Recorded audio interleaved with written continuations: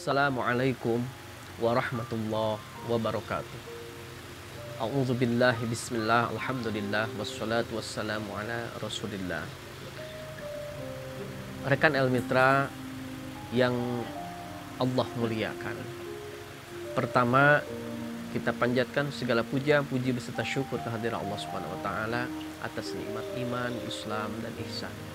Dan juga sampai saat ini Allah masih berikan kesehatan lahir dan batin bagi kita semua. Juga salawat dan salam mari bersama-sama kita limpahkan kepada baginda Nabi besar Muhammad sallallahu alaihi wasallam beserta keluarga, sahabat dan pengikutnya ila yaumil qiyamah. Pada kesempatan yang berbahagia ini saya ingin sampaikan hal yang berkaitan dengan kewajiban atau perintah Allah Ta'ala kepada kita untuk berdoa. Berbicara tentang doa, ada 3 hal yang perlu kita lakukan. Pertama, kita wajib untuk selalu berdoa. Kapanpun, dimanapun, pada kesempatan apapun, pada saat apapun, dalam keadaan apapun.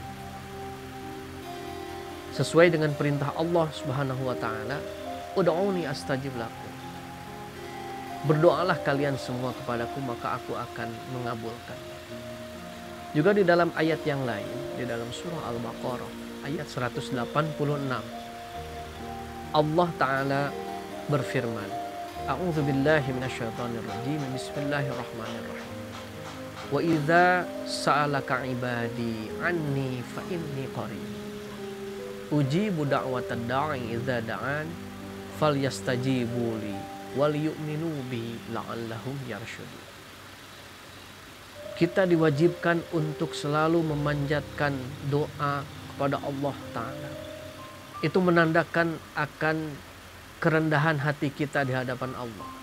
Dengan kita berdoa, maka apapun yang kita harapkan, hasil daripada apa yang kita inginkan, ketika Allah memberikan hasil, maka kita tidak akan takabur atau sombong akan hasil yang sudah kita capai.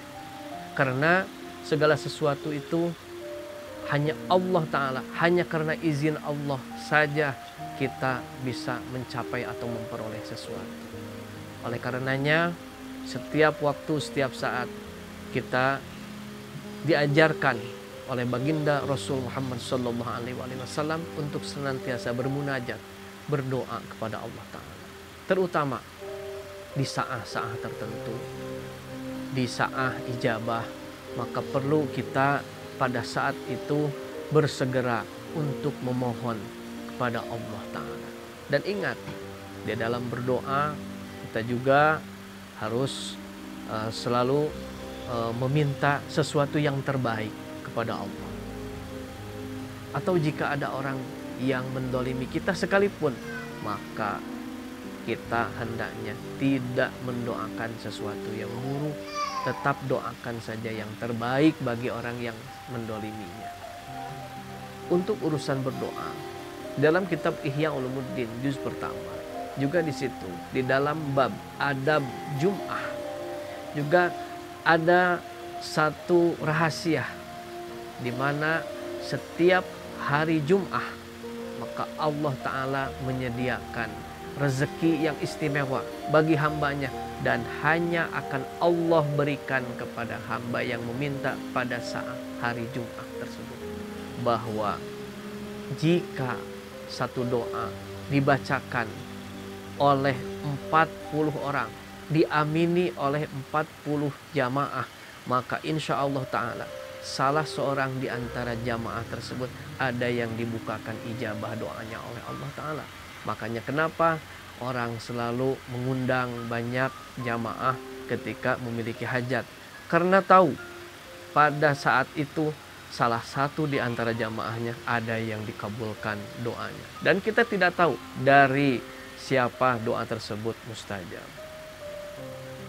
Yang kedua, untuk urusan berdoa perlu juga kita banyak mendoakan orang lain. Setelah kita berdoa untuk diri kita sendiri, juga kita perlu mendoakan orang lain. Apalagi ada doa yang mustajab, yang dikabul, tidak ada hijab antara kita dengan Allah dalam masalah ijabahnya ketika seorang muslim mendoakan muslim yang lain, padahal orang yang kita doakan itu tidak tahu ketika kita doakan, maka itu insya Allah akan dikabul adanya oleh Allah Ta'ala. Seperti kita berdoa, Allahumma ghfir lil mu'minina wal mu'minat wal muslimina wal muslimat al ahya'i minhum wal amwat. Atau doa apapun, selama doa itu kebaikan, maka insya Allah Ta'ala orang yang kita doakan tidak tahu ketika kita doakan, maka doa itu akan diijabah atau dikabul oleh Allah Ta'ala. Dan yang ketiga, untuk urusan berdoa perlu adanya kita sering meminta doa dari orang lain. Karena apa? Karena kita tidak pernah tahu dari lisan siapa doa tersebut terbuka ijabahnya. Mungkin saja orang yang kita minta, orang yang menurut kita itu orang yang hina, tidak dipandang mulia oleh manusia. Mungkin saja di antara ada orang yang kita minta doanya, yang menurut pandangan manusia itu dia itu hina, tidak dimuliakan, padahal orang tersebut mustajab doanya. Ingat bahwa ada satu hikayat ketika yang mulia baginda Nabi besar Muhammad sallallahu alaihi wasallam berpesan kepada Sayyidina Umar dan Sayyidina Ali karramallahu wajhah radhiyallahu taala anhuma.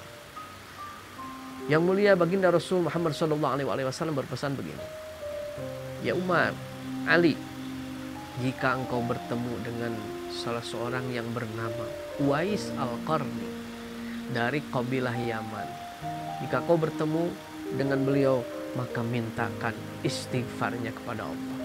Kenapa? Karena doanya dikabul oleh Allah Ta'ala. Yang kita tahu Uwais Al-Qarni itu adalah afdalut tabi'in. Karena walaupun sejaman dengan baginda Nabi besar Muhammad SAW, tapi beliau tidak pernah secara langsung bertemu dengan Rasul. Tidak secara langsung bertemu dengan Rasulullah SAW, walaupun sempat beliau ingin menemui baginda Rasul.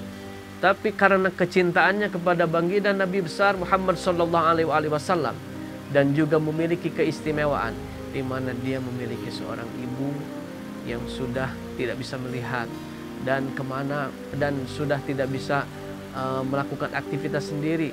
Hanya anaknya saja, hanya Uwais Al-Qarni saja yang membantu untuk segala aktivitas ibunya. Karena begitu cintanya kepada ibu dan kepada Rasulullah SAW, sehingga Rasul mengatakan doanya dikabul oleh Allah Ta'ala.